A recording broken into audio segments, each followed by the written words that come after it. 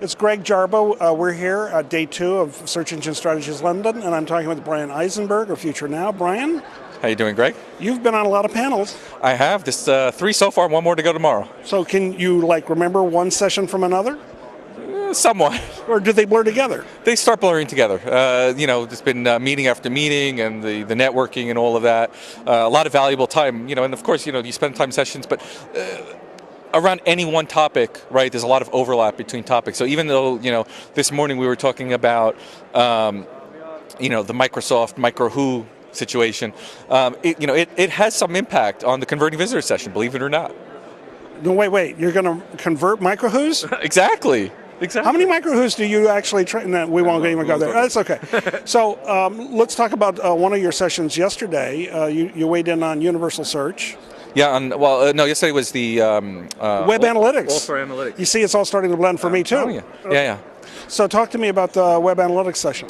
The analytics session was interesting. We got into a little bit of an uproar as I brought up an issue that some of our customers have been facing in terms of whether we should use free analytics or whether we should use paid analytics. And I've always said get good at free and then worry about then paying for it. And so the only concern about some of the free stuff is that our clients give resistance to us too is, well, do we really want to give all our data to Google? And while there's some comfort about what could happen, what not happening, what's the privacy issues.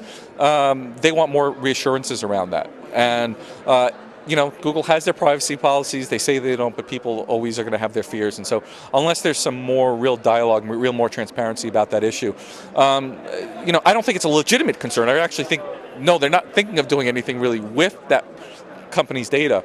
But certainly it would make them feel better about using it.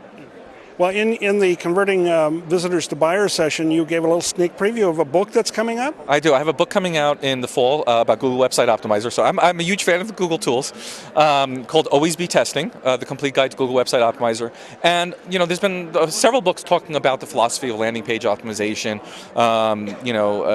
some of the theories behind it. I've written Call to Action, which is a bestseller, talks about some of the things about converting traffic.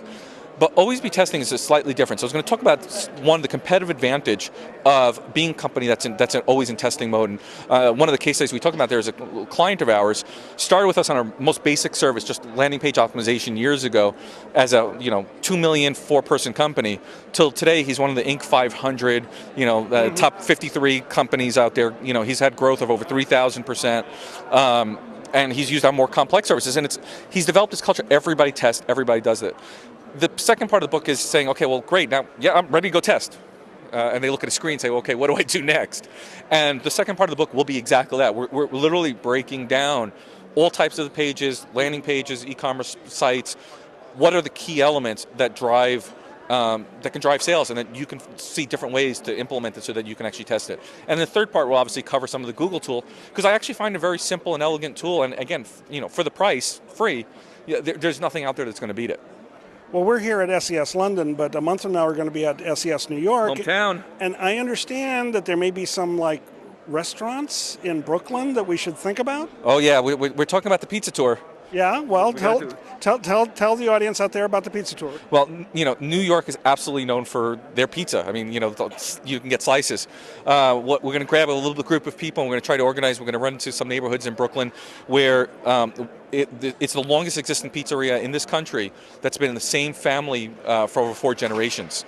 And the pizza's super thin, comes out of a coal-burning oven. Okay, homemade mozzarella, homemade sauce, they do everything themselves, and it's just absolutely to die for.